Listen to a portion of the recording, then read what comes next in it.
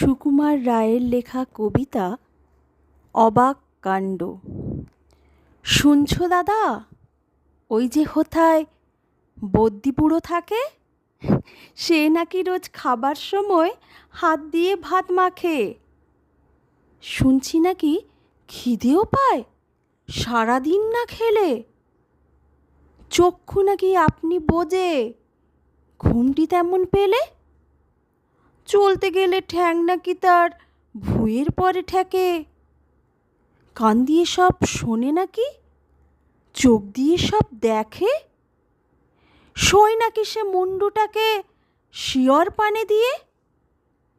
হয় নাকি হয় সত্যি মিথ্যা, চল না দেখি গিয়ে।